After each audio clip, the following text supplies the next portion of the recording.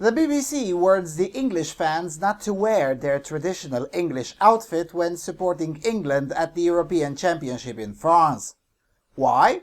Well, of course, because it offends the religion of special needs, that's why. Let's explore.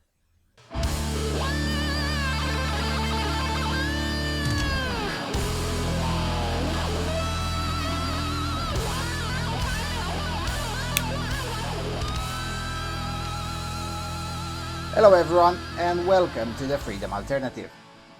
Now, as time goes on and we all progress towards full-blown degeneracy and cuckoldry, more and more attacks upon proper way of celebrating football are being waged. And of course, this starts from the most cucked broadcasters on the continent, so it's not really a surprise that the British Brainwash Corporation is the perpetrator of this latest insanity.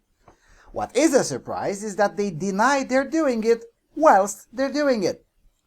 Let's read a bit. Quote, "The BBC has warned English football fans not to dress as crusaders when attending the Euro 2016 tournament this summer, as they might cause offense to Muslims. The advice comes via their I Wonder website, aimed at a younger audience, which asks such pressing questions such as, was Shakespeare a feminist, and how green is my commute? Posing the question, is it wrong to dress as a crusader for an England match, the answer appears to be a resounding yes. Crusaders were the perpetrators of violent attacks across Europe and Middle East on Muslims, Jews and pagans. The website intones, suggesting that fans may simply want to don the English flag instead, as this has nothing to do with crusaders or what they stood for. And although it can't stop musing, quote, the English flag used to have connotations with far-right nationalism, end quote, it is forced to concede that, quote, today the flag is flown by local authorities and individuals in a purely patriotic sense. And yet, despite this, the BBC says we're all imagining things and that they didn't actually write that. Here, quote, a spokesman for the BBC insisted that the I Wonder website doesn't take a view on any topic. I Wonder guides are not the BBC passing judgment. They cover a huge range of topics and are designed to ask questions which encourage debate.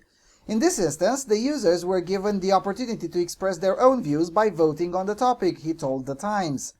But the Council for the Advancement of Arab-British Understanding, CAABU, has suggested that fans take heed of the BBC's warning and leave the crusader costumes behind when travelling to France for the tournament this summer.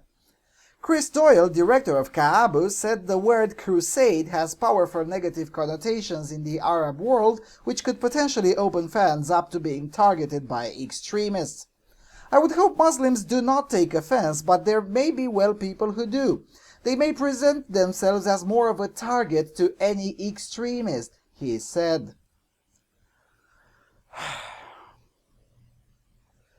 Now here's what I find offensive.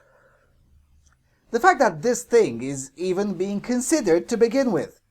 Now, the BBC can say and they can deny that they didn't write that stupidity as much as they want, because nobody in his right mind genuinely believes them anyway. But even if they haven't, they still ask the question. Now, why would you do that? Why would you, the British taxpayer-funded broadcaster, ask such a silly question about the outfit of the fans supporting your national squad at a European Championship? The fact that the word crusade, quote, has a powerful negative connotation in the Arab world is of no relevance whatsoever. I know this is offensive to say, but it's the European Championship, not the Arab Nations Cup, nor is it the World Cup. Though, to be fair, France may be eligible soon to participate in the Arab Nations Cup. Now here's another thing that I find offensive now that we're talking about English football. The fact that West Ham United had to move shop after 112 years because they no longer have people for whom to play for, since the total share of white British folks in Newham is only 17%, and the overall share of white people in Newham is less than 30%, even when including non-British whites. Yet the cathedral media insists that this is not being a minority. Now, I find that offensive. Why isn't the BBC pursuing the high degree of offensiveness of that fact, rather than simply post some old pictures about West Ham United and then consent troll everyone on whether the traditional English fans' attire is halal or not. It's not like the Arab commentators who will be commenting the matches for the Arab broadcasters will refrain themselves from prayer or from shouting Allah when a goal is scored. Those of you who've seen matches on Arab broadcasters know full well what I'm talking about. Listen, I expect Arab broadcasters to shout Allah when a goal is scored. Just like I expect Crusader outfit from English fans. Just like I expect this from the Romanian fans and this from the Ukrainian fans. Now, speaking of which, I'll be watching most of Euro 2016's group stage from Ukraine. Now this can be good.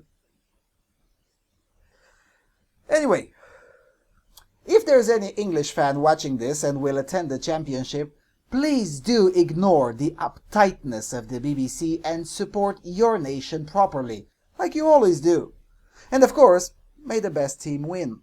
Now, I won't be supporting England, that's for sure. My favorites are Romania, Ukraine, Poland and Iceland, in this order. Now, I really hope Iceland will continue the fabulous playing style they've shown in the qualifiers and wipe the floor with Hungary. Now, okay, that was a bit mean, but, I'm not sorry. Anyway, with that being said, thank you for watching and I'll see you soon on Freedom Alternative.